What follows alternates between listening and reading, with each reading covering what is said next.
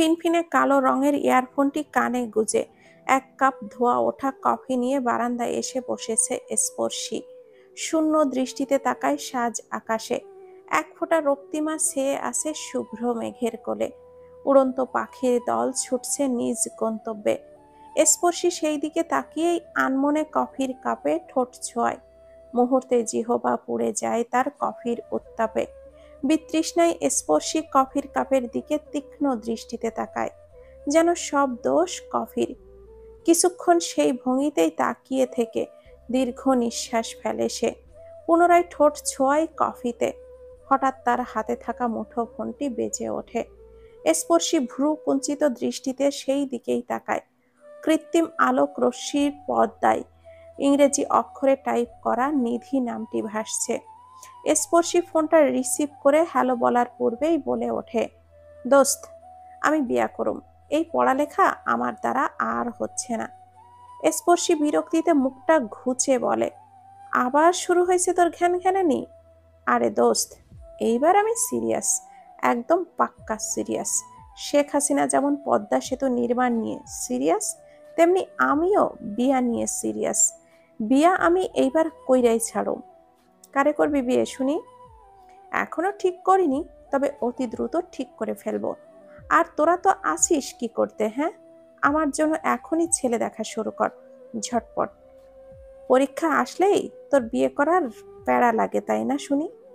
শোন, পরীক্ষা দেওয়ার চেয়ে বিয়ে করে সংসার সামলানো বেশি সহজ, বুঝলি? সংসার চালাতে অ্যাটলিস্ট এই বিক্রিয়ার চক্রের মস্তিষ্কের বিস্ফোরণ তো হতে হয় না। স্পর্শী এইবার রাগান্বিত কণ্ঠে বলে, তুই আমার মাথা না খাইয়া পড়তো? পড়বি না তো কিছুই করবি না, ঠিক আছে? আমার মাথা খাবি না, রাখ ফোন। আচ্ছা শোন না, পঞ্চম অধ্যায়ের লাস্ট বিক্রিয়াটা বুঝিয়ে দে না। স্পর্শী ভুরু কুচকে সন্দিহান কণ্ঠে বলে, তুই পঞ্চম অধ্যায় দিয়ে কি করবি? পরীক্ষা তো সপ্তম অধ্যায় আর ম্যামের দেওয়া নোটসের ওপর। নিধি তটস্থ কণ্ঠে বলে, এ আমি তাহলে হুদাই এতক্ষণের লাইগা এই অধ্যায় করতাম? স্পর্শী নির্লিপ্ত কণ্ঠে বলে, আগে হ্যাঁ। নিধি এইবার কাঁদো কাঁদো কণ্ঠে বলে, দোস্ত, এইবার আমি সত্যিই বিয়া করুম। পড়ালেখা জাস্ট আমার দ্বারা একদম হবে না, বিশ্বাস কর। স্পর্শী নিস্পৃহা কণ্ঠে নিধিকে একটা কটু কথা শুনিয়ে ফোনটা খট করে কেটে দেয়। উগ্র মেজাজেই ঠোঁট ছোঁয়ায় কাঁপে। পরেক্ষণে বুঝতে পারে নিধির চক্করে কফির চিনির শরবত হয়ে গেছে একেবারে। চিনি ব্যতীত স্বাদ নেই কেন। আর স্পর্শী তপ্ত নিঃশ্বাস ফেলে উঠে দাঁড়ায়। রান্নাঘরের দিকে এগোয় কফিটা গরম করতে। রান্নাঘরে এসে চুলায় কফি চড়াতেই সাহেলা এসে হাজির হন। এক পলক চুলার দিকে তাকিয়েই বলে, কাজ শেষে রুমে আসিস তো, কথা আছে। স্পর্শী চুলার দিকেই মনোযোগ দিয়ে বলে, আচ্ছা। সাহেলা চলে যেতেই স্পৃহা আসে রান্নাঘরে। আর চোখে একবার স্পর্শীকে দেখে এগিয়ে যায় সেলফের দিকে। ওপরের তাক থেকে একটা প্লাস্টিকের বাক্স নামিয়ে তার ভেতর থেকে এক প্যাকেট চিপস নিয়ে বেরিয়ে যায় রান্নাঘর থেকে। কয়েক সেকেন্ড অতিবাহিত না হতেই আবারও ফিরে আসে সে। নির্লিপ্ত কণ্ঠে বলে, আপু, আমার বায়োলজি প্র্যাকটিক্যালটা একটু করে দিবা? স্পর্শী কাপে কফি ঢেলে তীক্ষ্ণ দৃষ্টিতে তাকায় স্পৃহার দিকে। নিস্পৃহা কণ্ঠেই বলে, নিজের কাজ নিজে কর, আমাকে বলিস কেন? বিনা বেতনের চাকর পাইছিস যে তোর সব কাজ আমি করে দিব? এমন করিস কেন, একটু দে না। স্পর্শী সগরোক্তি কণ্ঠে বলে, আমি এখন ব্যস্ত, পরীক্ষা চলছে আমার। কোনো রকম প্র্যাকটিক্যাল বা মেকানিক্যাল কোনো টাইমই আমার নেই, ঠিক আছে? এখন ফোট এখান থেকে। স্পৃহা কথা বাড়ালো না, ভেংসি কেটে বিড়বিড় করতে করতে জায়গাটি প্রস্থান করলো। স্পর্শীয় কফির কাপটা হাতে নিয়ে ছুটল সাহেলার রুমের দিকে। নির্বাণের মা চাইছেন তুই যেন তাদের সাথে তার আত্মীয়ের বিয়েতে যাস। তোর কি কোনো আপত্তি আছে যেতে? সাহেলার প্রশ্নে স্পর্শী চোখ তুলে তাকায়।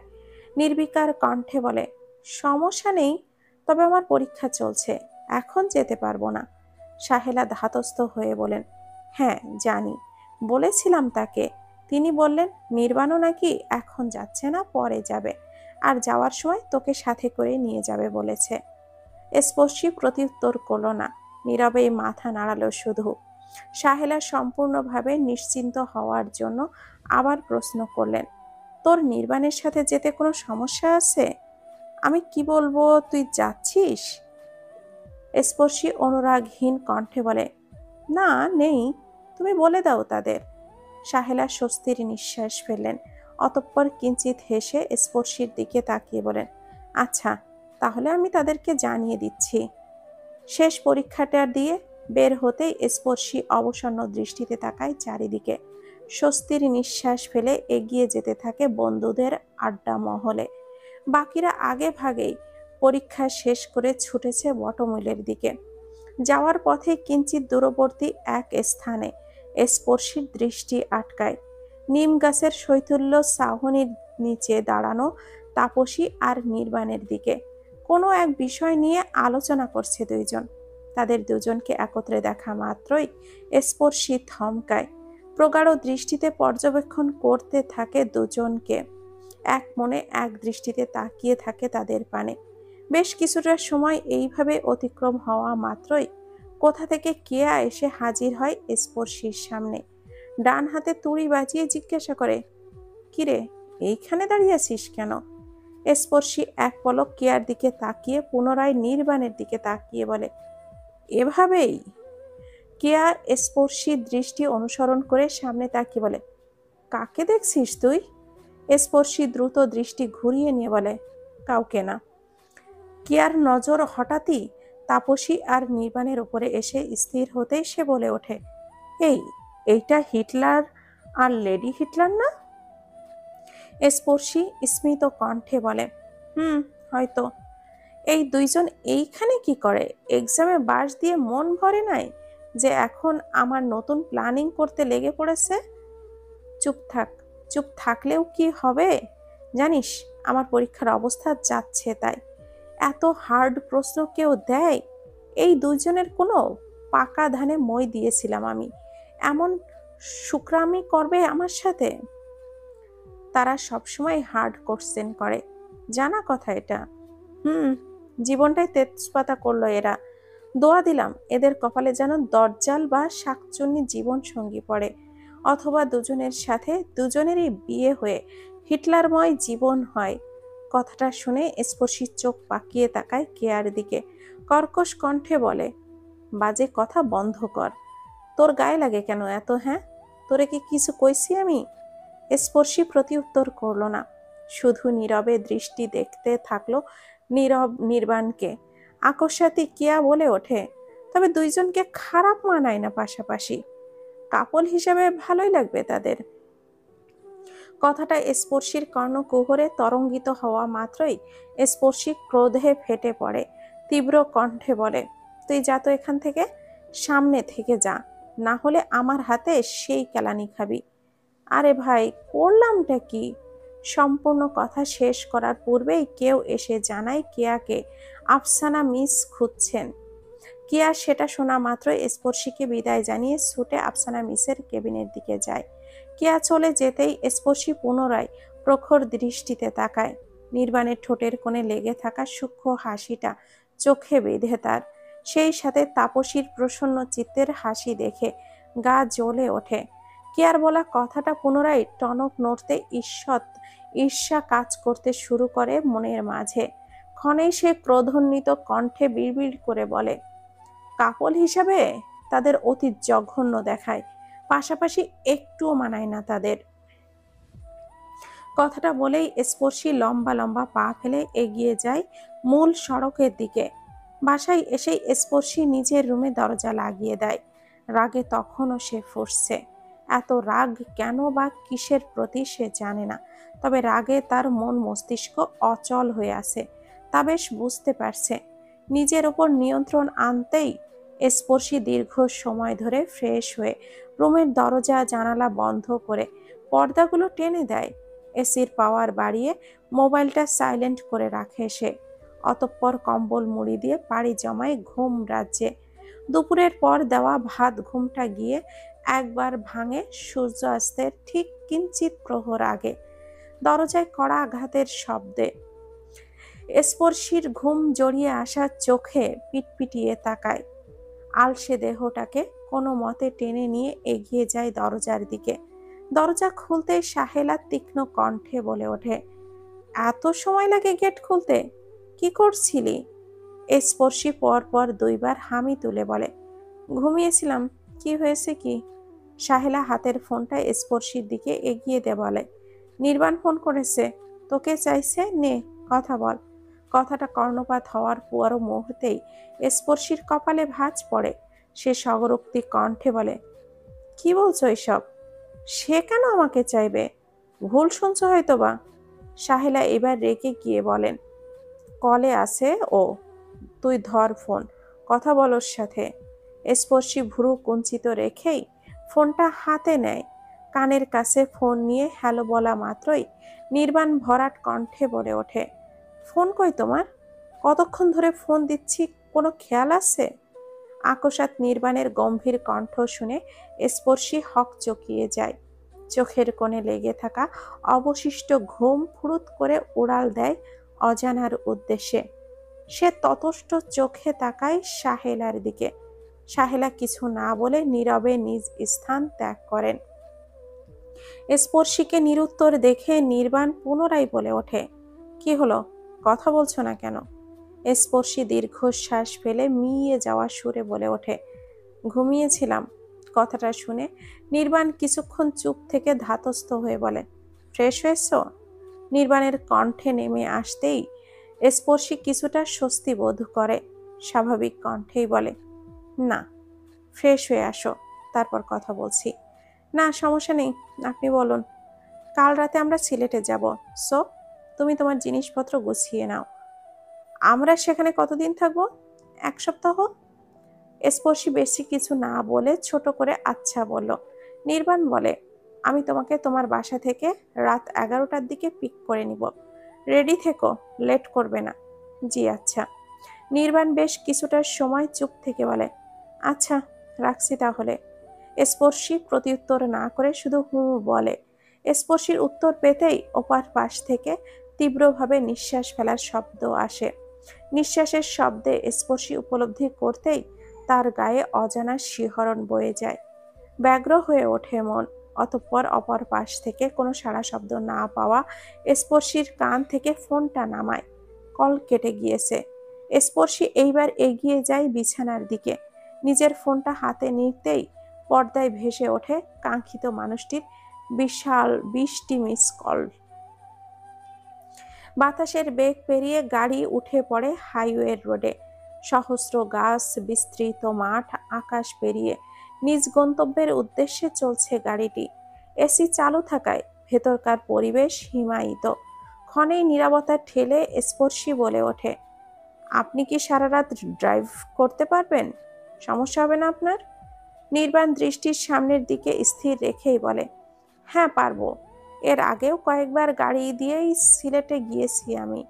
স্পর্শীর দৃষ্টি নুয়ে আসে, তাও সাবধানে চালাবেন, রাতের জার্নি সেভ না। নির্বাণ স্মিত হেসে বলে, চিন্তা নেই, তোমায় গায়ে নিয়ে আমি একটা আঁচড়ও লাগতে দিব না। কথাটা শুনে স্পর্শী থমকায়, বিহ্বল দৃষ্টিতে তাকায় নির্বাণের দিকে। অজানা এক ভালো লাগার ঢেউ খেলে যায় মনের সমুদ্র পাড়ে। স্পর্শী কিছু বলে না, নিভৃতে মাথা এলিয়ে দেয় সিটে। সময় গড়িয়ে প্রহরে পদার্পণ করতেই স্পর্শী অতল ঘুমে তলিয়ে যায়। মাঝে মধ্যে ঘুমের ঘোরেই এসির হিম বাতাসে তার শরীরে কম্পন ধরে যায়। নির্বাণ আর চোখে সেটা খেয়াল করে গাড়ি হাইওয়ের এক সাইডে দাঁড় করায়। অতঃপর সিট বেল্টটা খুলে পেছনের সিট থেকে নিজের ট্রাভেল ব্যাগটা থেকে নিজের দিকে টেনে নিয়ে আসে। ব্যাগ থেকে তার একটি জ্যাকেট বের করে সন্তর্পণে স্পর্শীর গায়ে জড়িয়ে দেয় এবং এসির পাওয়ারটা কিঞ্চিত পরিমাণ কমিয়ে দেয়। অতঃপর ব্যাগটা পুনরায় পেছনে রেখে স্পর্শীর দিকে তাকায়। আধারে স্পর্শীর মুখশ্রী স্পষ্ট বুঝে না ওঠায় ইনার লাইটটা জ্বালায় নির্বাণ, একান্ত তার মানুষটির ঘুমন্ত মুখশ্রী দেখার লোভে। হঠাৎ লাইটের অস্পষ্ট আলো স্পর্শীর ওপর পড়তেই সে ভুরু কুঁচকে নড়ে চড়ে ওঠে, কিন্তু পর মুহূর্তে উষ্ণতার ছোঁয়া পেয়ে আবারও ঘুমিয়ে যায়। স্পর্শী মাথা এইবার বাঁ দিকে আরেকটু হেলে যায়। মুখের ওপর অনাকাঙ্ক্ষিতভাবেই কয়েক গাছি চুল এসে ঘাপটি মেরে বসে। ঘুমের মাঝেই স্পর্শী একটু পরপর ঠোঁট উল্টাচ্ছে। তা দেখে নির্বাণ নিঃশব্দে হাসে। ডান হাতের তর্জনী উঠিয়ে খুব সন্তর্পণে স্পর্শীর মুখে পড়ে থাকা চুলগুলো গুছিয়ে কানের পিছে দিয়ে দেয়। ইচ্ছাকৃতভাবেই ঈষৎ ফু দিয়ে স্পর্শীর ভারী পল্লবের ওপর। ক্ষণেই সে খানিকটা কেঁপে ওঠে। নির্বাণ পুনরায় হাসে। কারোর চোখের ঘুম কেড়ে নিয়ে নির্বিঘ্নে কিভাবে ঘুমাও তুমি? ঘুমে ব্যাঘাত হয় না? কথাটা বলে নির্বাণ ধীর গতিতে স্পর্শীর সিট বেল্টটা পেছনের দিক থেকে হেলিয়ে দিয়ে, যাতে করে স্পর্শীর ঘুমাতে অসুবিধা না হয়। অতঃপর ইনার লাইটটা অফ করে স্পর্শীর দিকে হালকা ঝুঁকে তার ললাটে নিজের ওষ্ঠর জোড়া কিঞ্চিৎ ছুঁয়ে দিয়ে ওঠে বাসে।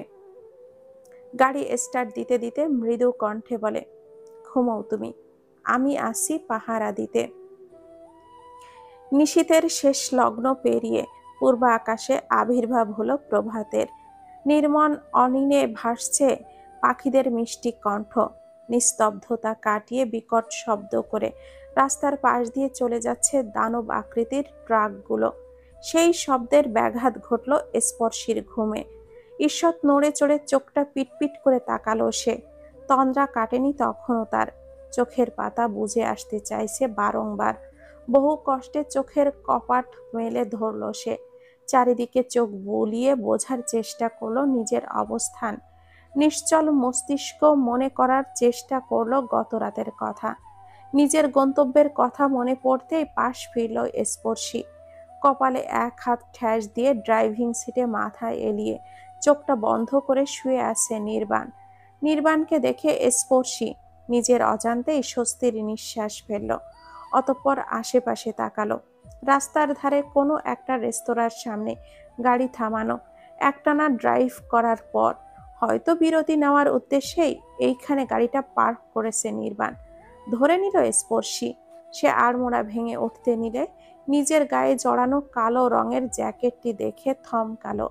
স্তম্ভিত বিমূঢ় কৌতূহলী চোখে এক দৃষ্টিতে তাকিয়ে থাকলো নিজের দিকে।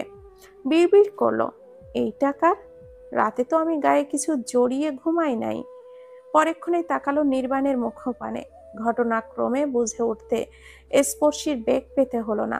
উপরন্ত জ্যাকেটের গা থেকে আসা পুরুষালী সুগন্ধি জানান দিতেই দিচ্ছে নিজ মালিকানার। অজ্ঞাত স্বরে স্পর্শীর ঠোঁটের কোণে ফুটে ওঠে সরু হাসি। পরেক্ষণে খেয়াল করলো তার সিটটি বেশ হেলানো, যেটাও সে করেনি। স্পর্শী পুনরায় তাকালো নির্বাণের দিকে। হাসিটা সমৃদ্ধ হলো এইবার। ধাতস্থ হলো মন। হৃদয়ের অন্তরস্থলে ছেয়ে গেল মুগ্ধতা। সে গভীর দৃষ্টিতে তাকালো নির্বাণের পানে। মুখে ক্লান্তির রেশ বোঝা যাচ্ছে প্রখরভাবে। চুলগুলো অগোছালো হয়ে পড়ে আছে কপালে। বাদামি ঠোঁট দুটি হাইড্রোজেনের অভাবে মরুভূমির দশা। শুষ্ক রুক্ষ ধূসর রঙের ফুল স্লিভ শার্টটির হাতাটা কনুই অবধি গোটানো। এই প্রথমবারের মতো স্পর্শীর খুঁটিয়ে খুঁটিয়ে দেখল শ্যাম পুরুষটিকে। মোহগ্রস্ত হলো অগোছালো মানুষটির ওপর। সুপ্তভাবেই মনের একাংশ জায়গা বরাদ্দ হলো একান্ত মানুষটির নামে। আকস্মাৎ নির্বাণ চোখ খুলে পাশ ফিরে স্পর্শীর দিকে তাকাতেই দুজনেরই চোখাচোখি হয়ে যায়। মুহূর্তেই স্পর্শী অপ্রস্তুত হয়ে পড়ে। ততষ্ঠ ব্যগ্রতা ঘিরে ধরতেই দ্রুত নিজের দৃষ্টি সরিয়ে বাহিরের দিকে তাকায় সে। নির্বাণ তা দেখে কিঞ্চিৎ হাসে। মন্থর কণ্ঠে জিজ্ঞাসা করে, ঘুমন্ত আমিটার থেকে তার চোখ সরে না, আর জাগ্রত আমিটাকে তার চোখে পড়ে না। কি অদ্ভুত, তাই না?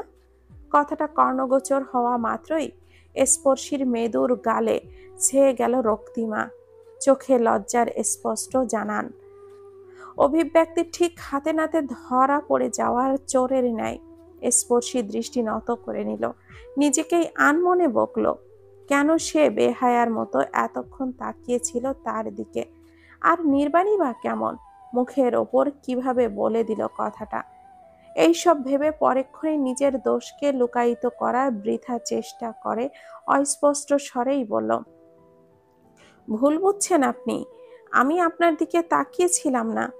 নির্বাণ ভুরু কুঁচকে বলে, আমি কখন বললাম তুমি আমার দিকে তাকিয়েছিলে? স্পর্শী এইবার ভ্যাবাচাকা খেয়ে যায়। বিহ্বল দৃষ্টিতে তাকায় নির্বাণের পানে। তখন না বললেন? আমি তো কারণ নাম উল্লেখ করিনি। তুমি কিভাবে বুঝলে কথাটা আমি তোমাকেই বলেছি? তাহলে কি আমি ধরে নিব তোমার দৃষ্টিতে আমাতে আবদ্ধ ছিল? স্পর্শী তটস্থ হয়ে তাকায় নির্বাণের পানে। মানুষটা যে নিদারুণভাবে কাউকে কথার জালে ফাঁসাতে পারে তা স্পর্শীর জানা হয়ে গিয়েছে। নির্বাণের সাথে কথা বাড়ানো মানেই নিজের পায়ে কোরাল মারা। স্পর্শী নিজের দৃষ্টি ঘুরিয়ে নিয়ে নিরুত্তর বসে থাকে। তা দেখে নির্বাণ ঈষৎ হেসে জিজ্ঞাসা করে, কখন উঠেছ? স্পর্শীর দৃষ্টি বাহিরের দিকে স্থির রেখে সগরোক্তি কণ্ঠে বলে, এই তো কিছুক্ষণ আগে। আচ্ছা, ফ্রেশ হবে? হওয়া দরকার। তাহলে বের হও এখান থেকে, ফ্রেশ হয়ে একেবারে নাস্তা সেরেই না হয় আবার রওনা দিব। স্পর্শী এক পলক নির্বাণের দিকে তাকিয়ে সম্মতি জানালো। নির্বাণ নেমে পড়তেই স্পর্শীও নীরবে নেমে পড়ল গাড়ি থেকে। বিস্তৃত এক বাড়ির সামনে এসে গাড়ি থামতেই স্পর্শী জানালার বাহিরে তাকায়, অতঃপর নির্বাণের দিকে তাকায় কৌতূহলী দৃষ্টিতে। নির্বাণ স্পর্শীর দৃষ্টির অর্থ বুঝতে পেরে বলে, এসে পড়েছি আমরা। স্পর্শী এইবার ধাতস্থ হয়, মিয়ে যাওয়া কণ্ঠে জিজ্ঞাসা করে, বিয়েটা আসলে কার? মা বলেছিল, তবে আমার খেয়াল নেই। আমার মামাতো ভাইয়ের, এইটা আমার নানা বাড়ি। স্পর্শীর ঠোঁটটা গোল করে বলে, ও আচ্ছা। কিছুটা সময় নীরব থেকে নির্বাণ এগিয়ে এলো স্পর্শীর অতি নিকটে। নির্বাণকে কাছে আসতে দেখে স্পর্শীর চোখ গোল গোল করে তাকায়। নির্বাণ সেই দৃষ্টি তোয়াক্কা না করে স্পর্শীর দিকে হালকা ঝুঁকে খুলে দিল সিট বেল্ট। অতঃপর খুব সন্তর্পণে স্পর্শীর পড়ে যাওয়া ঘোমটাটুকু পুনরায় মাথায় তুলে দিয়ে মিয়ে যাওয়া কণ্ঠে বলে, নাও পারফেক্ট। নির্বাণের এত কাছে আসায় স্পর্শীর প্রায় রুদ্ধশ্বাস অবস্থা। আকস্মাৎভাবেই তার হৃদস্পন্দনের গতি বেড়ে যায় কয়েকশো গুণ। অনুভূতিগুলো জট পাকিয়ে আসে। নির্বাণ ওর কাছ থেকে সরে আসতেই স্পর্শী দীর্ঘ এক নিঃশ্বাস নেয়। নির্বাণ তা দেখে বলে, নামো এখন। স্পর্শী বিনা বাক্যে নেমে পড়ল। অভিব্যক্তি এমন, সে আর এক বিলম্বও নির্বাণের নিকট অবস্থান করলে তৎক্ষণাৎই হার্ট অ্যাটাক করে মারা পড়বে। লজ্জালু ভাব ছেয়ে আসে মুখশ্রী জুড়ে। স্পর্শীর কর্মকাণ্ড দেখে নির্বাণ ঠোঁট কামড়ে হাসে। অতঃপর গাড়ি থেকে নেমে পেছন থেকে ব্যাগগুলো নিয়ে এগিয়ে গেল ভেতরের দিকে।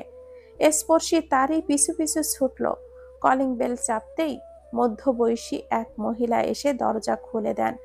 অতঃপর নির্বাণকে দেখতে পেয়ে স্মিত হেসে বলেন, আরে নির্বাণ যে, পাশে কি বউ, মা নাকি? হ্যাঁ। নির্বাণ মন্থর কণ্ঠে বলে, আলিয়া স্পর্শীর দিকে পূর্ণ দৃষ্টিতে তাকাতেই স্পর্শী তাকে সালাম দেয়। আলিয়াও সালামের প্রতি উত্তর করে তাদের ভেতরে নিয়ে আসে। ভেতরে আসতেই চারিদিকে চোখ বুলায় স্পর্শী। পরিবেশটা মাত্রাতিরিক্ত পরিমাণে নীরব। আশেপাশেও মানুষ তেমন নেই। দুই একজনকে দেখা যাচ্ছে ডাইনিং এর কাছাকাছি। বিয়েবাড়ি হিসাবে যে আমেজ, কোলাহল, আড়ম্বর থাকে তা কিছুই নেই। উপরন্তু রাতে হলুদ হওয়ার কথা, সেই হিসাবে এত নীরব পরিবেশ ঠিক হজম হলো না স্পর্শীর। সে বিভ্রান্ত দৃষ্টিতে তাকালো নির্বাণের দিকে। নির্বাণের কপালেও তখন সূক্ষ্ম ভাঁজ। নির্বাণ কৌতূহলী কণ্ঠে জিজ্ঞাসা করে, মেজমামি, কিছু কি হয়েছে? সবাই কোথায়? পরিবেশ এত ঠান্ডা কেন? নির্বাণের সম্বোধন শুনে এতক্ষণে স্পর্শী জ্ঞাত হলো সামনে দাঁড়িয়ে থাকা মানুষটির পরিচয়ের সাথে। স্পর্শীও এইবার উৎসুক ব্যগ্র দৃষ্টিতে তাকালো আলিয়ার দিকে। আলিয়া স্বতঃস্ফূর্ত কণ্ঠে বলে, বড় ভাইজান গতকাল সকালে স্ট্রোক করেছিলেন। তাকে দেখতেই অধিকাংশ মানুষ হসপিটালে গিয়েছে। নির্বাণ বিমূঢ় দৃষ্টিতে কণ্ঠে বলে ওঠে, আমাকে আগে জানাওনি কেন? বড় মামার কি অবস্থা এখন? আলিয়া বলে ওঠে, তোর মা মানা করেছিল, চিন্তায় ফেলতে চাইনি, তাই বলেনি কেউ তোকে। আর ভাইজান এখন মোটামুটি সুস্থ, মিনি স্ট্রোক করেছিলেন। মা কোথায়? তোর মা হসপিটালেই আছে, দুপুর হওয়ার আগেই হয়তো এসে পড়বে। তুই আসবি বলে আমি বাসায় ছিলাম। কোন হসপিটালে নিয়ে গেছে বড় মামাকে বলো, আমি এখনই যাচ্ছি। আলিয়া আশ্বস্ত কণ্ঠে বলে, আরে শান্ত হ, ভাইজানকে আজকের মধ্যেই ছেড়ে দিবে। বাসায় আসলেই দেখা করে নিস। এখন জার্নি করে এসেছিস, আগে হাত মুখ ধুয়ে নে। নির্বাণ উৎকণ্ঠা হয়ে বলে, নামটা বলবে তুমি? আলিয়া দীর্ঘ নিঃশ্বাস ফেলে হসপিটালটার নাম বলে দেন, কারণ সে জানেন হসপিটালের নাম না জানা অবধি নির্বাণ ক্ষান্ত হবে না। নির্বাণ ঠিকানা পেয়ে আলিয়ার দিকে তাকিয়ে বলে, তুমি একটু ওর খেয়াল রেখো। নতুন পরিবেশ, কখন কি দরকার পড়ে বলা যায় না। আর ব্যাগগুলো কাউকে দিয়ে রুমে পাঠিয়ে দিও, প্রচন্ড ভারী এইগুলো। আলিয়া আশ্বস্ত কণ্ঠে বলে, আচ্ছা তুই যা, আমি খেয়াল রাখবো নে। আলিয়ার কথায় ভরসা পেয়ে নির্বাণ স্পর্শীর দিকে তাকিয়ে দ্রুত গতিতে বলে, আমি এখন যাচ্ছি, কখন ফিরবো ঠিক নাই। তোমার কোনো অসুবিধা হলে মেজো মামিকে বলবে। স্পর্শী দৃষ্টি নত করে বলে, আমি যাই আপনার সাথে। নির্বাণ এক মুহূর্তের জন্য থমকে গেল। আপাতত দরকার নেই, সারা রাত জার্নি করেছো, ক্লান্ত তুমি, রেস্ট নাও। প্রয়োজন মনে করলে আমি এসে নিয়ে যাব তোমায়। স্পর্শী প্রত্যুত্তর করতে গিয়েও করল না, কিছু একটা ভেবে নীরব থাকলো। অতঃপর আলতোভাবে মাথা দুলিয়ে সম্মতি জানালো। নির্বাণ আর এক মুহূর্ত বিলম্ব না করে লম্বা লম্বা পা ফেলে বেরিয়ে গেল বাসা থেকে। স্পর্শীও সেই পানে তাকিয়েই থাকলো এক দৃষ্টিতে। নির্বাণ চলে যেতেই আলিয়া এগিয়ে এসে বলে, তোমার নাম কি? আলিয়ার কণ্ঠ কর্ণপাত হতেই স্পর্শীর দৃষ্টি দরজা থেকে সরিয়ে নিয়ে আলিয়ার দিকে তাকায়, মিয়ে যাওয়া কণ্ঠে বলে, ইফাতারা স্পর্শী। আলিয়া স্মিত হেসে বলে, তোমার মতো নামটাও বেশ মিষ্টি। এখন আসো, আমি তোমাকে রুম দেখিয়ে দেই, হাত মুখ ধুয়ে নাস্তা করে নাও। স্পর্শী আলতোভাবে মাথাটা এলিয়ে সম্মতি জানালো। আলিয়া ভেতরের দিকে যেতে যেতে বলেন, ছেলেটা ছোট থেকেই বড় ভাইজানকে অনেক মান্য করে বুঝলা, তাই তার অসুস্থতার কথা শুনে স্থির থাকতে পারলো না, ছুটে গেল। স্পর্শী ছোট করে বলল, জি। আলিয়া দীর্ঘ নিঃশ্বাস ফেলে বলেন, অবশ্য বড় ভাইজানদের ওদের জন্য যা করেছেন, এরপর মান্য না করে কি পারে। বাপ ছাড়া ছেলে দুইটার জন্য অনেক করেছেন তিনি, নিজের সন্তান থেকে কখনো কম ভাবেন নাই। কথাটার পৃষ্ঠে স্পর্শী ভুরু কুঁচকে আসে, কিঞ্চিত পরিমাণ কৌতূহল জাগে মনের মাঝে, তবে প্রকাশ করে না, নীরব থাকে। আলিয়া স্পর্শীকে একটা রুম দেখিয়ে দিয়ে চলে যান। যাওয়ার আগে বলে যান, স্পর্শী কোনো দরকার পড়লে তাকে যেন গিয়ে বলে, সে রান্নাঘরে আছে। আলিয়া চলে যেতেই একজন এসে নির্বাণ আর তার ব্যাগ রুমের মধ্যে দিয়ে যায়।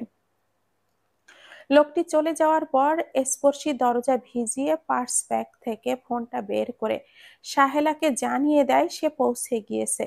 অতঃপর কিছুক্ষণ কথাবার্তা বলে ব্যাগ থেকে এক সেট কাপড় বের করে চলে যায় ফ্রেশ হতে। ক্লান্ত অপরাহ্নের শেষ প্রহর, হরিদ্রাব আকাশটি আবৃত সিঁদুর রাঙা মেঘে। বায়ু চলাচলের অভাবে বাড়ির সাথে লাগোয়া কাঠ গোলাপের গাছটি নিষ্প্রাণ প্রায়। মাঝে মধ্যে দুই একটা পাখি ওড়াল দিতেই প্রাণোচ্ছল মনে দুলিয়ে উঠছে সে।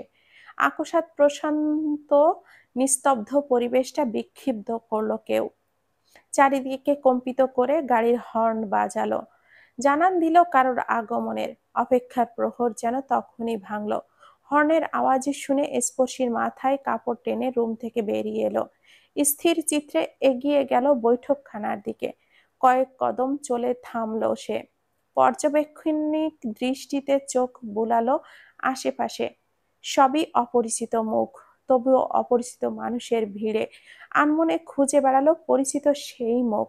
অবশেষে অগণিত মানুষের ভিড়ে ক্ষুদ্র ফাঁকের মধ্য দিয়ে দেখা মিলল কাঙ্ক্ষিত মানুষটির। পরেক্ষণে ঠোঁটের কোণে ঠাঁই পেল সরু একটা হাসি, বুক চিরে বেরিয়ে এলো স্বস্তির নিঃশ্বাস। দিন শেষে রাদিন সাহেব সাথে নিয়ে ফিরেছে নির্বাণ। আশেপাশের মানুষদেরও খোঁজ এখনই মিলল। অবশ্য ছোটরা আগেই ফিরে এসেছিল, তবে স্পর্শীর ঠিকমতো কথা বলা হয়ে ওঠেনি কারোর সাথেই। দুপুরের এক ঝলক নির্বাণের মা নীলুফার সাথে দেখা হলেও পরবর্তীতে আর হয়নি। কিঞ্চিত সময়ের জন্য এসে ফ্রেশ হয়ে সকালের জন্য বড় বৃহৎ আকৃতির টিফিন বক্সে খাবার পুরে নিয়ে গেছেন। এখনই ফেরেন সবার সাথে। উৎকণ্ঠা, ব্যগ্রতা, ক্লান্তি স্পষ্ট সকলের মুখপানে। রাদিন যে এই বাড়ির অতি গুরুত্বপূর্ণ ও মান্যগণ্য ব্যক্তি, তা বোঝার বিকল্প নেই। রাদিন মাথা হেলিয়ে শুয়ে আছে সোফায়। পাশেই বয়স্ক এক ব্যক্তি গাম্ভীর্যপূর্ণ দৃষ্টিতে তাকিয়েছেন নিচের দিকে। স্পর্শী এক পলক তাকালো তার পানে। ভেবে নিল তিনি সম্ভবত নির্বাণের নানা যান। হঠাৎ ভরা কণ্ঠে তিনি বলে ওঠেন, কাল রাত থেকে সকলেই অনেক দৌড়াদৌড়ি করেছো, এখন দিয়ে রেস্ট নাও, আর রাদিনকে ওর রুমে দিয়ে আসো। ভিড়ের মাঝে একজন মধ্যবয়স্ক ব্যক্তি বলে ওঠেন, আচ্ছা আব্বা। বয়স্ক ব্যক্তিটি উঠে নিজ রুমে চলে যেতে বাকিরাও ধীরে ধীরে নিজের রুমের দিকে এগিয়ে গেল।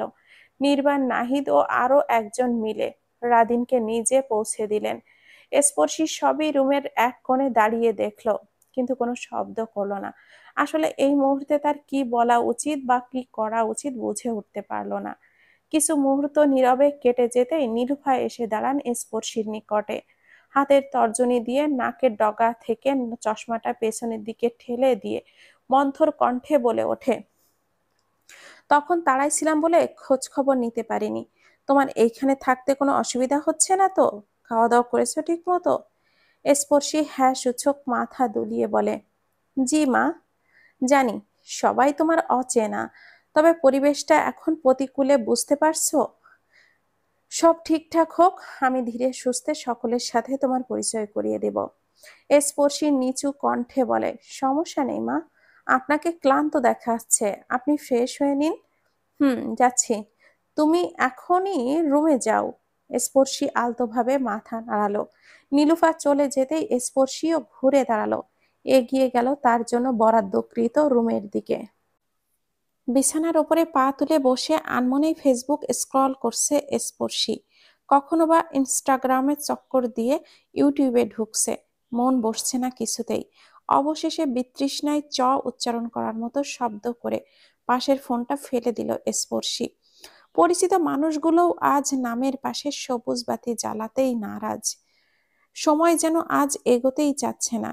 স্পর্শী বিরক্তিতে দীর্ঘ নিঃশ্বাস ফেলল। গভীর দৃষ্টিতে তাকালো ওয়াশরুমের দরজার দিকে। ভেতর থেকে এখনো টাপুর টুপুর পানির শব্দ আসছে। স্পর্শী দৃষ্টি ঘুরিয়েই দেওয়াল ঘড়িতে সময় দেখলো একবার। প্রায় 1 ঘন্টা বেশি হতে চলল নির্বাণ ওয়াশরুমে। বের হওয়ার নাম গন্ধই নেই তার। স্পর্শী বিড়বিড় করলো, এই মানুষটা এতক্ষণ লাগিয়ে ওয়াশরুমে কি করছে? সোনার তরী খুঁজে পেয়েছে নাকি ভেতরে? এত সময় তো মেয়েদেরও লাগে না। কথাটা শেষ হওয়ার পূর্বেই ওয়াশরুমের দরজা খুলে নির্বাণ বেরিয়ে এলো।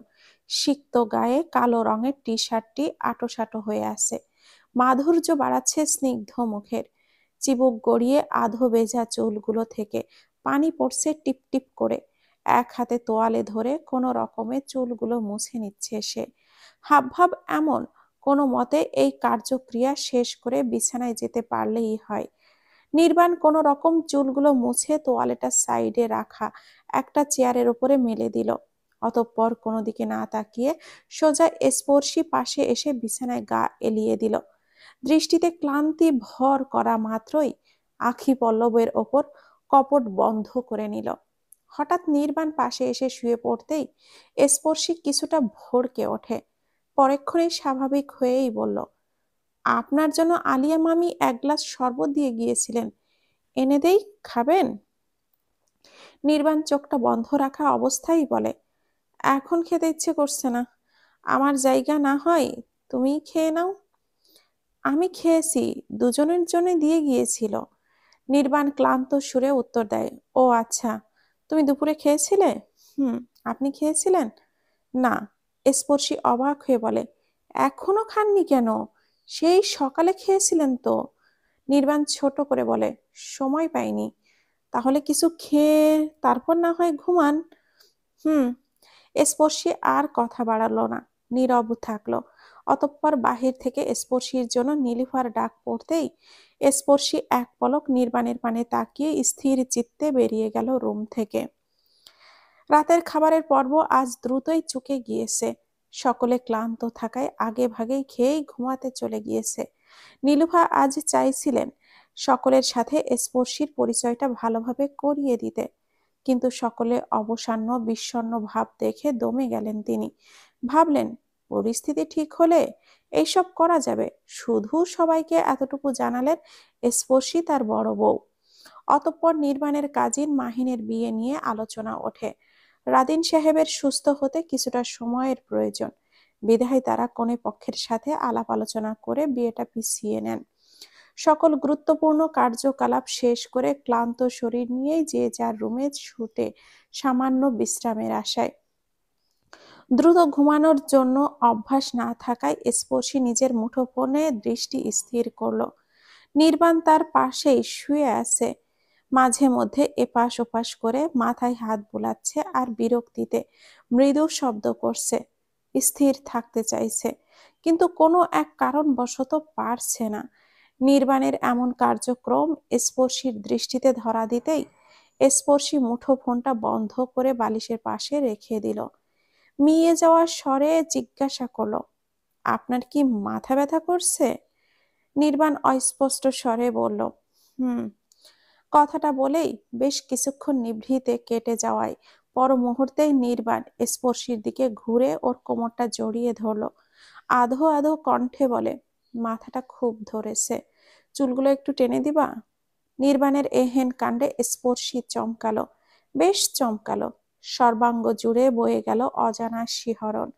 হিম হয়ে আসলো হাত পা, এষৎ কম্পনও ধরল। মুখের খেই হারিয়ে শুধু ড্যাব ড্যাব দৃষ্টিতে তাকিয়ে রইল। তবে নির্বাণের আদুরে আবদারটি মনে সূচের ন্যায় বিঁধল। নাকচ বা উচ্চ বাক্য ব্যবহার করতে পারল না নির্বাণের বিপরীতে। খানিকটা ইতস্থ করেই নীরবে হাতটা টেনে নিয়ে গেল নির্বাণের চুলের দিকে। খুব সন্তর্পণে চুলগুলো টেনে দিতে লাগলো।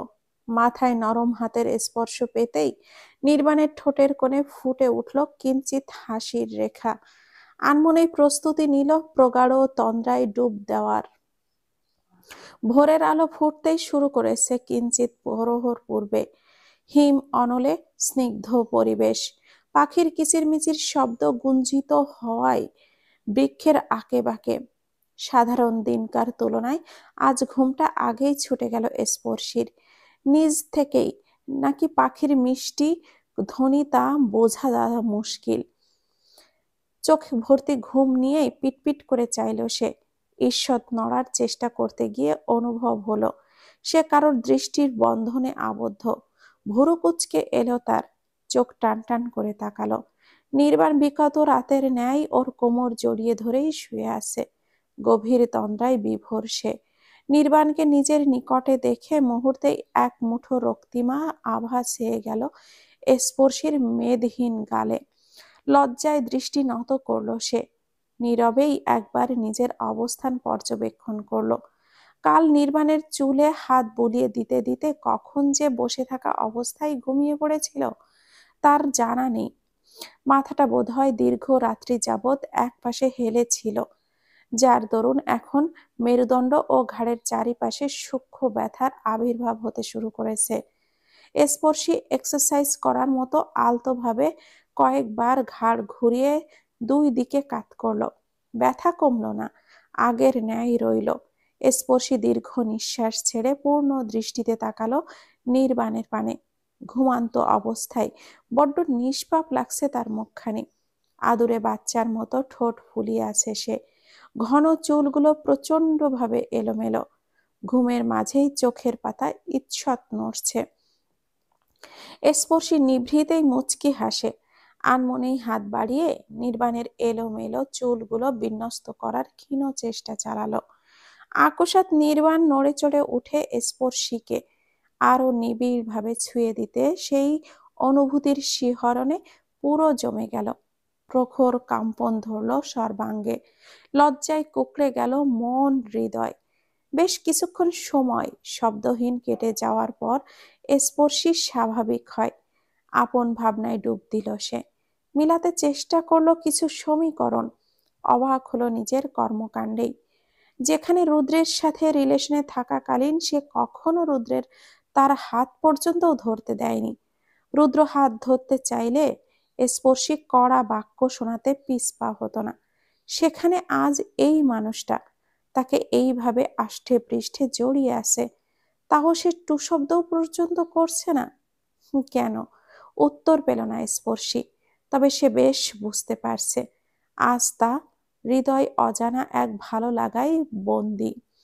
রুদ্রের সাথে থাকাকালীন কখনোই তার এই রকম অনুভূতি হয়নি যেমনটা নির্বাণের সাথে হয়।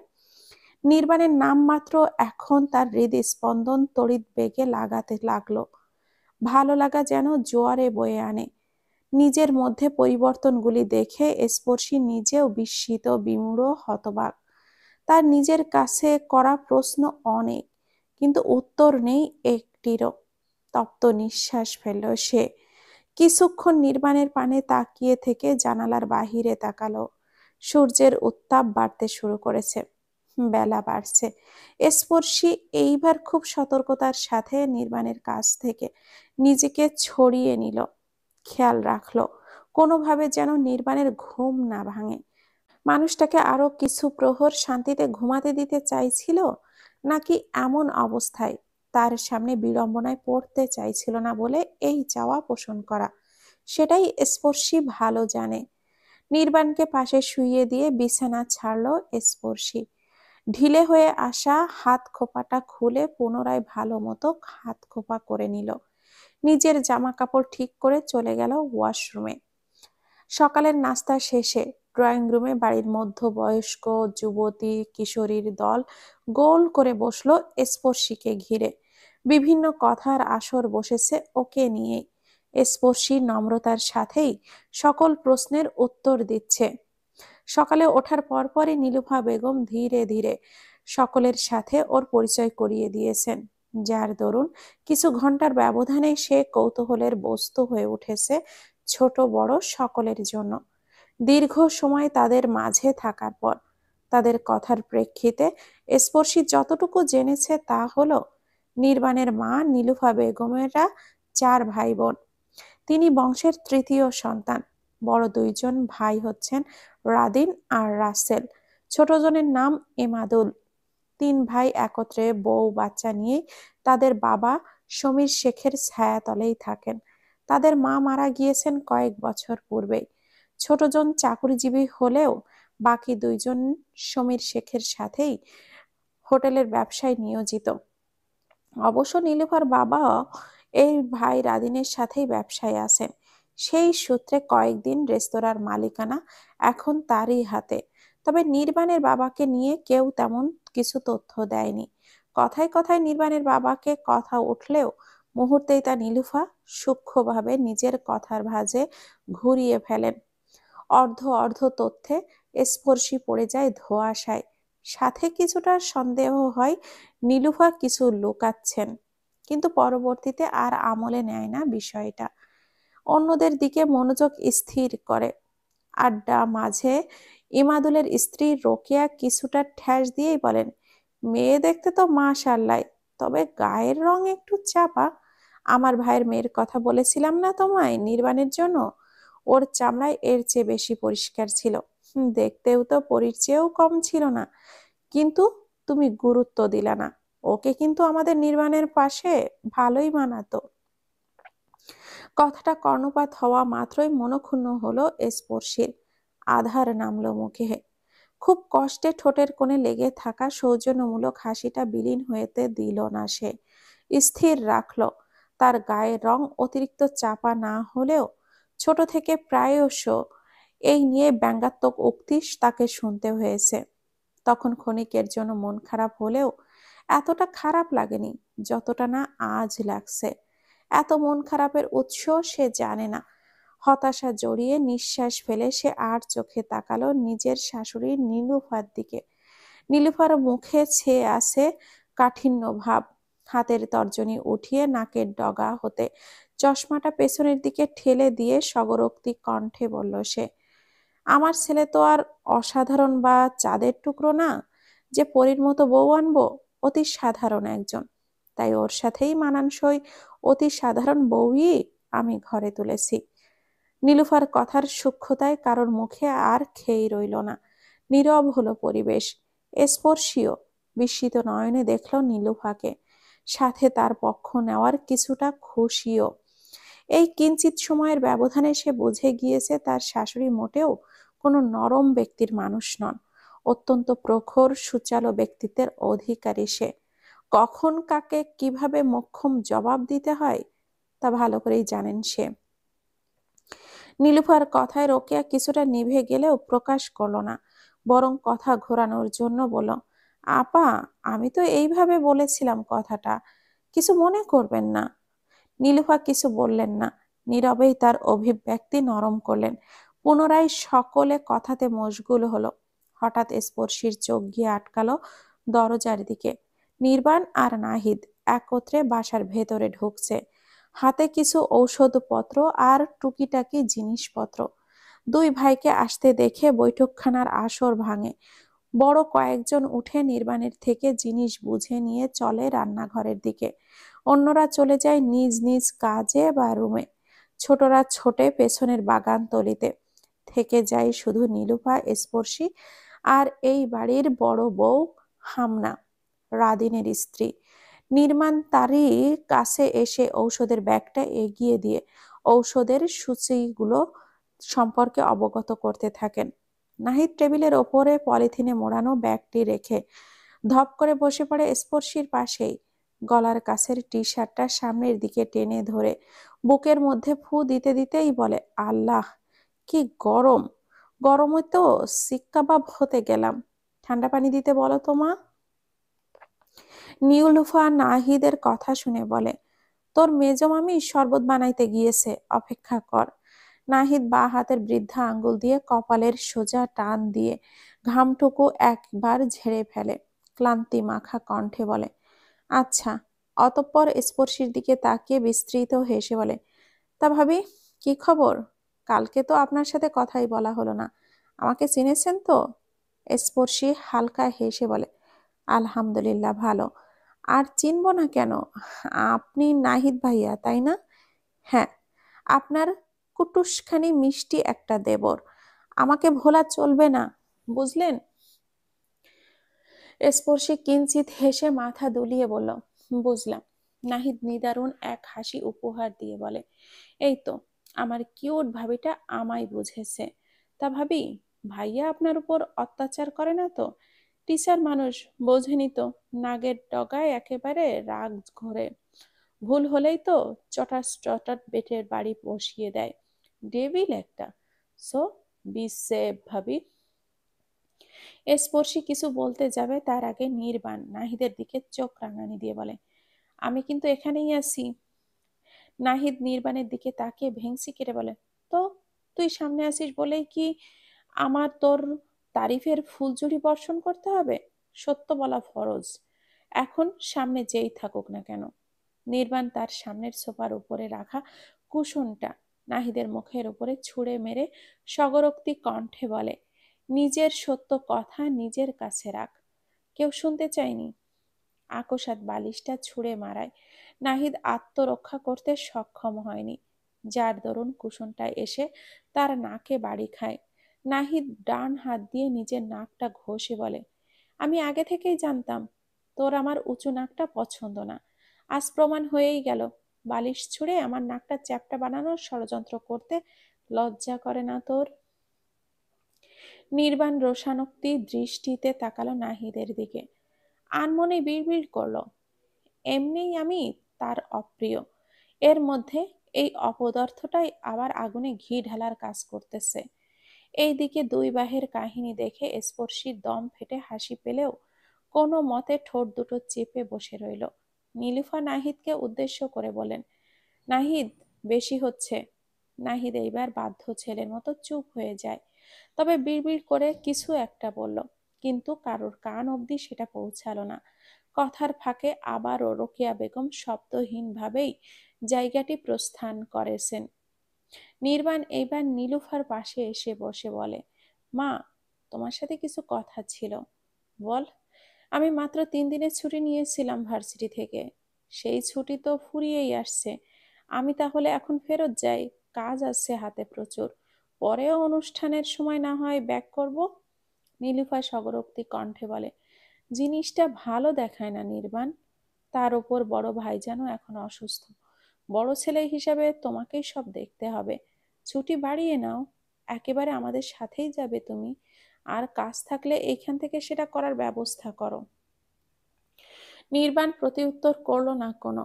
বাধ্য ছেলের মতো নিজের মায়ের মতামত মেনে নিল। স্পর্শী সবটাই সূক্ষ্ম দৃষ্টিতে পর্যবেক্ষণ করলো। দুই ভাইয়ের মধ্যে তেমন মিল না থাকলেও একটা দিক সে বেশ ভালোই বোঝে। দুজনের নিজ মায়ের ভীষণ বাধ্য এবং তাকে প্রচণ্ড মান্য করে। ভালো লাগলো বিষয়টা স্পর্শীর নিকট। নির্বাণ এইবার নিজের জায়গা থেকে উঠে দাঁড়ালো। ঘামে অর্ধভেজা শরীর নিয়ে এগিয়ে গেল রুমের দিকে। ফ্রেশ হওয়া প্রয়োজন তার। নির্বাণ রুম থেকে প্রস্থান করতেই আলিয়া 2 গ্লাস ঠান্ডা শরবত নিয়ে হাজির হন। এক গ্লাস নাহিদকে ধরিয়ে দিয়ে চারিদিকে চোখ বুলান নির্বাণের খোঁজে। নীলুফা তা দেখে বলেন, স্পর্শী মা, নির্বাণের জন্য শরবতটা ওর রুমে নিয়ে যাও। স্পর্শী মাথা দুলিয়ে সম্মতি জানায়। অতঃপর গ্লাস ভর্তি লেবুর শরবত নিয়ে রুমে আসতেই দেখতে পায় নির্বাণ কাপড় নিয়ে ওয়াশরুমের দিকে যাচ্ছে। তৎক্ষণাৎই সে বলে ওঠে, শরবতটা খেয়ে তারপর ফ্রেশ হতে যান। নির্বাণ পেছন ঘুরে তাকায়। স্পর্শী হাতের গ্লাসটা দেখে সেই দিকে এগিয়ে গিয়ে বলে, দাও। স্পর্শী গ্লাসটা বাড়িয়ে দেয়। নির্বাণ এক চুমুকে অর্ধেক শরবতটুকু খেয়ে বাকিটা স্পর্শীর দিকে এগিয়ে দেয়। স্পর্শী মিইয়ে যাওয়া কণ্ঠে বলে, আর খাবেন না? অর্ধেকটা খেলেন যে, বাকিটা তুমি খাবে। শান্ত কণ্ঠে বলল কথাটা নির্বাণ। অতঃপর স্পর্শীকে কথা বলার সুযোগ না দিয়ে গ্লাসটা ওর দিকে ধরিয়ে দেয় আর নিজে চলে যায় ওয়াশরুমের দিকে। দরজার সামনে দাঁড়িয়ে পড়ে হঠাৎ নির্বাণের বলে ওঠে, এখন এখান থেকে আমার সব কিছুতেই তোমার সমান অধিকার আছে। তাই পরবর্তীতে আমি না বললেও নিজের অধিকার আদায় করে নিবে। কথাটা বলেই নির্বাণ ওয়াশরুমে ঢুকে পড়ে আর স্পর্শী হতবিহ্বল দৃষ্টিতে তাকিয়ে থাকে সেই পানে। অতঃপর ঘটনাক্রমে বুঝতে পেরে স্মিত হাসি ফুটে ওঠে অধর দুটির কোল জুড়ে। রাদিন কিছুটা সুস্থ হতেই বিয়ের ঢাকঢোল আবারও বাজতে শুরু করলো। অনুষ্ঠানের দিন কাল পুনরায় নির্ধারিত হলো, যার দরুন সকাল থেকে সম্পূর্ণ ঘরময় ব্যস্ততার লাইন লেগেছে। পরের দিনই মাহিনের হলুদ সন্ধ্যা, এরপর বিয়ে বৌভাত। ব্যস্ততার যেন শেষ নেই। বাড়ির ছোট বড় সকলেই কিছু না কিছু করতে ব্যস্ত। ছোটরা খেলাধুলা করতে ব্যস্ত, তো বাড়ির ছেলেরা অনুষ্ঠানের বাহিক্য কাজে। মেয়েরা ব্যস্ত সাজগোজ আর রান্নাঘর নিয়ে। স্পর্শীও যোগ দিয়েছে মেয়েদের দলে। সারাদিন প্রায় নীলুফার সাথে রান্নাঘরেই কাটিয়ে সন্ধ্যার দিকে একটি রুমের পাশ দিয়ে হেঁটে যাওয়ার সময় রাব্বি সাহেব ছোট মেয়ের মিশমিকে দেখতে পেল স্পর্শী। বিছানার এক কোণে চোখে মুখে আধার নামিয়ে বসে আছে সে। হাতে এক ভাঁজে ছোট্ট মেহেদির কোণটি নিয়ে নাড়াচাড়া করছে আর বিড়বিড় করে কিছু একটা বলছে সে। তা দেখে স্পর্শী এগিয়ে গেল ওর দিকে। স্মিত কণ্ঠে জিজ্ঞাসা করলো, কি হয়েছে তোমার? মন খারাপ করে বসে আছো যে? মিশমি দৃষ্টি তুলে অভিযোগের সুরে বলে, দেখো না ভাবি, সবাই ওই রুমে এক এক করে মাহিন ভাইয়ের হলুদের জন্য মেহেদি দিচ্ছে। আমাকেও দিয়ে দিতে বলেছিলাম মেহেদি, কিন্তু ওই ছোট মানুষ বলে আমার রুম থেকে ভাগিয়ে দিল। তুমি মেহেদি দিতে চাও? মিশমি হ্যাঁ সূচক দুই দিকে মাথা নাড়ালো। স্পর্শী তা দেখে মিষ্টি হেসে বলে, তা দিয়ে দেই তাহলে তোমায়। কথাটা শোনা মাত্রই মিশমির চোখ দুটি চকচক করে উঠল। উৎফুল্ল সুরে বলল সে, সত্যি তুমি আমায় দিয়ে দিবে? তুমি মেহেদি দিতে পারো? হ্যাঁ পারি, দিয়ে দিব। মিশমি দ্রুত মাথা দুলিয়ে হাতের ভাঁজে থাকা মেহেদির কোণটি এগিয়ে দিল স্পর্শীর দিকে। স্পর্শীও কিঞ্চিত হেসে কোণটি নিয়ে মিশমিকে মেহেদি পরিয়ে দিতে শুরু করে। ঘন্টা দুয়েকের মাঝেই মেহেদি পরানো শেষ হয়ে যায়। আশ্চর্যজনকভাবে মেহেদির ডিজাইনটি মারাত্মক সুন্দর লাগে মিশমির কাছে। সে প্রফুল্ল চিত্তে বলে ওঠে, অনেক সুন্দর হয়েছে ভাবি। সে প্রফুল্ল চিত্তে বলে ওঠে, অনেক সুন্দর হয়েছে ভাবি। আমার অনেক বেশি পছন্দ হয়েছে মেহেদি দেওয়াটা। Thank you. দাঁড়াও, আমি এখনই সবাইকে আমার মেহেদিটা দেখিয়ে নিয়ে আসি। স্পর্শীর সম্মতি জানাতেই মিশমি ছুটে যায় ওর বাকি কাজিনদের কাছে। স্পর্শী সব গুছিয়ে উঠতে যাবে তার আগেই হুড়মুড় করে মিশমির কাজিনরা রুমের ভেতরে ঢুকে পড়ে। সকলে একত্রে আবদার ধরে বসে মেহেদি দেওয়ার। তাদের নাকি স্পর্শীর দেওয়া মেহেদি অসম্ভব রকমের পছন্দ হয়েছে। দিলে মেহেদি এখন তার কাছেই দিবে তারা। স্পর্শী এইবার বিপাকে। মনে মনে চারিদিকে চোখ বোলাতেই দেখতে পেল মেয়ের সংখ্যা ৬-৭ জনের কম নয়। সকলের দৃষ্টির অগোচরেই শুকনো ঢোক গিলল সে। এতজনকে মেহেদি পরিয়ে দেওয়া কষ্টসাধ্য হলেও না করতে পারল না স্পর্শী। রাজি হলো সকলের আবদারে। অতঃপর শুরু হলো তার রক্তিমা আভায় হাত দুটি সঞ্চিত করার কাজ।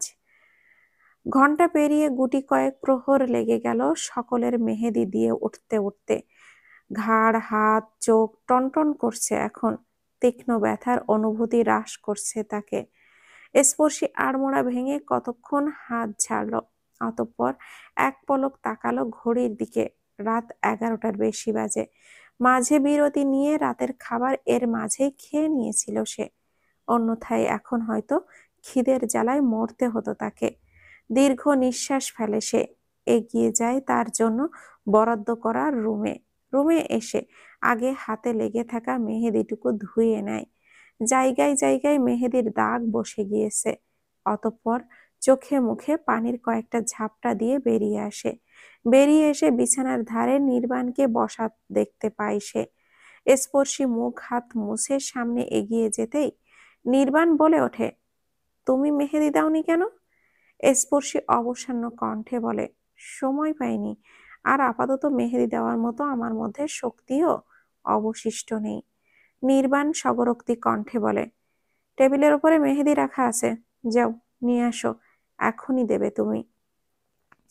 স্পর্শী ভুরু কুঁচকে তাকালো টেবিলের দিকে। সত্যি সত্যি সেখানে একটা মেহেদি পড়ে আছে। স্পর্শী হেয়ালি কণ্ঠে বলে, কাল সকালে দিবনে, এখন আর ভালো লাগছে না, ঘুমাবো এখন। নির্বাণ কণ্ঠে কাঠিন্য ভাব মিশিয়ে বলে, কাল সকালে হাত মেহেদি রাঙা থাকবে সবার, আর আমার বউয়ের হাত থাকবে ফ্যাকাশে? তা হয় না, তুমি এখনই দিবে আমার সামনে, এরপর ঘুমাবে তুমি। নির্বাণের পীড়াপিড়িতে স্পর্শী অবশেষে বাধ্য হলো রাজি হতে।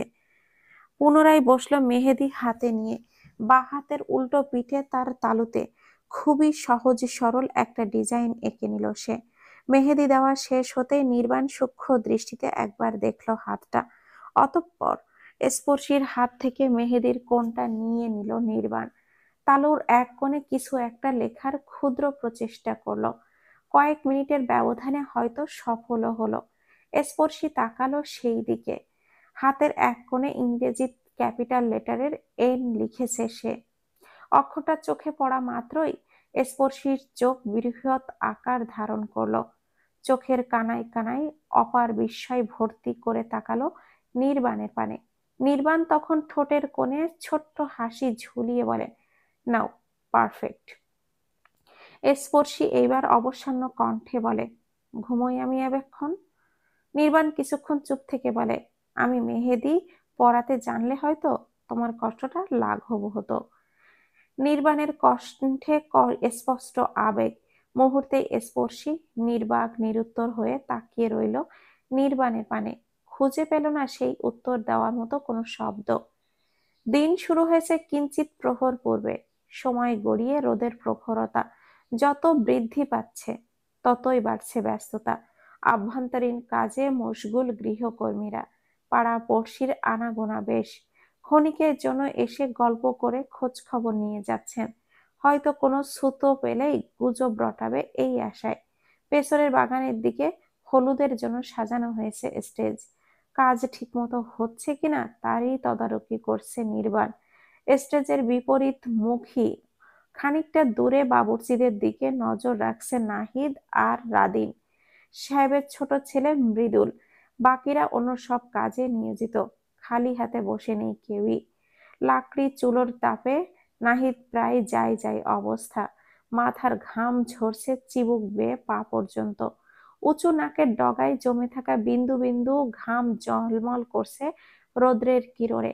হাঁপিয়ে ওঠার ফলে মুখমণ্ডল ধারণ করেছে রক্তিমা বর্ণ। কিঞ্চিত আরামের আশায় গিয়ে দাঁড়ায় নিম গাছের বিশুদ্ধ ছায়ার তলে। ঠ্যাস দিয়ে দাঁড়ায় গাছের সাথে, বা হাত উঁচিয়ে বাতাস করতে থাকে। নাহিদের এমন অবস্থা দেখে মৃদুল এগিয়ে এসে বলে, কি ভাই, এটুকুতেই অবস্থা খারাপ? নাহিদ বিরক্তিকর কণ্ঠে বলে, না হলে কি, এত গরমে চুলোর সামনে দাঁড়ানো যায়? ইতিমধ্যে হাফ তন্দুরি হয়ে গিয়েছি আমি। মৃদুল হেসে বলে, বিয়ে খেতে এসেছো, খাটুনি তো করতে হবেই মামু। তেঁতুলের চাটনি আজাইরা খাটনি, আগে জানলে একেবারে বিয়ের দিনই আসতাম আমি। কোথায় ভেবেছিলাম মাহিন ভাইয়ের বিয়েতে এসে সুন্দরী ললনাদেরকে পটাবো, খাবো দাবো, ফুর্তি করব। সেগুলো এখন গুড়ে বালি, গরমে মরছি এখন। মৃদুল সান্ত্বনা স্বরূপ নাহিদের কাঁধে দুটো চাপ্পড় মেরে বলে, থাক ভাই, কষ্ট পাইও না, নিজের বিয়েতে সকল শখ আহ্লাদ পূরণ করে নিও। নাহিদ ভুরু কুঁচকে বলে, তুই কি বলতে চাইছিস?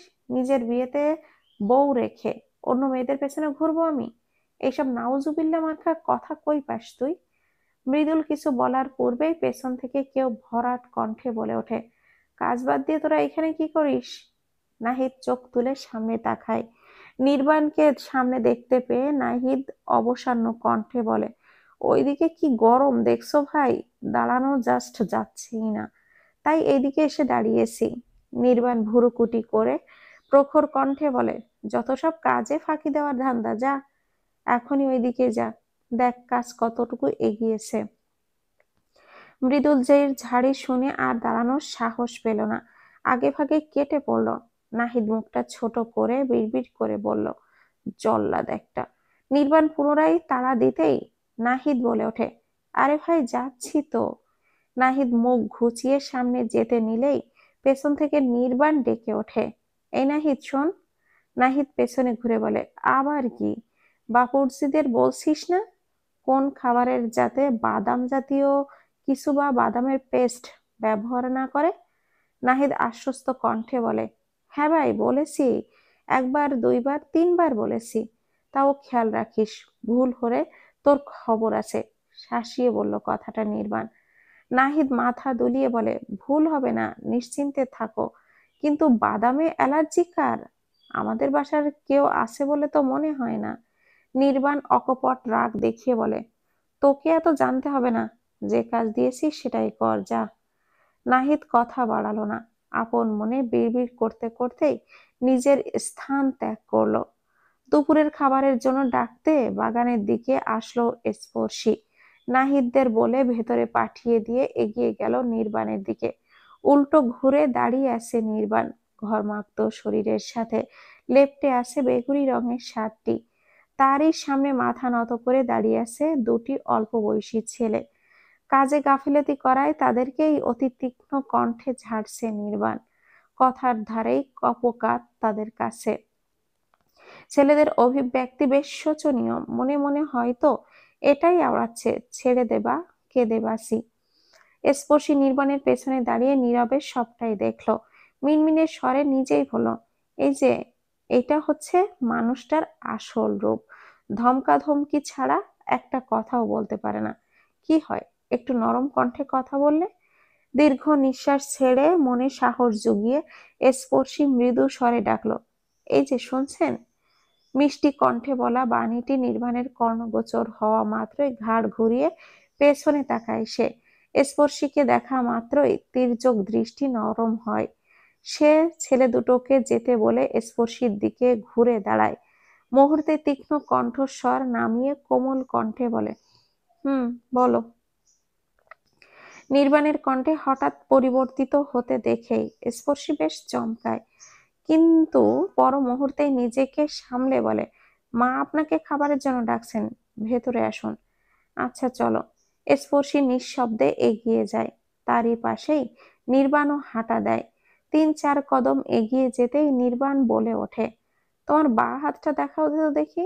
স্পর্শী বিস্মিত কণ্ঠে বলে, কেন? নির্বাণের কণ্ঠে স্পষ্ট আদেশ। দেখাতে বলেছি। স্পর্শী কিছুটা মনক্ষুণ্ণ থেকে থমকে দাঁড়ায়। তারপর বাঁ হাতে উঁচিয়ে নির্বাণের সামনে তুলে ধরে। নির্বাণ আলতো ভাবে স্পর্শীর হাতটা টেনে নিজের সামনে ধরে।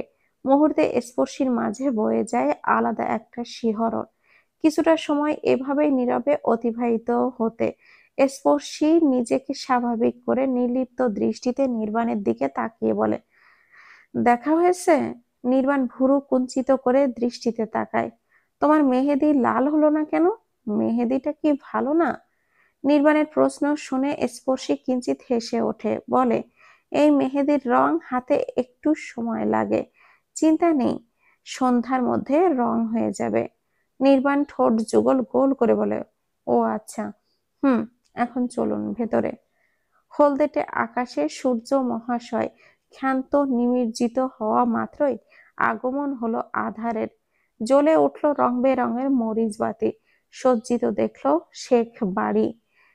তবে হলুদের অনুষ্ঠান শুরু হলো আরো ঘন্টা খানেক পরে। মেহমানের আনাগোনা বাড়িতেই বাগানের কানায় কানায় দেখা দিলে কোলাহলপূর্ণ। বাড়ির ছেলেরা সব অনুষ্ঠানের জন্য তৈরি হয়ে গেলেও পেছনে রইল মেয়েরা। তাদের সাজ এখনো শেষ হয়নি। মেয়েরা সব হতাশাজনক নিঃশ্বাস ছেড়ে যে যার মতো করে লেগে পড়ে কাজে।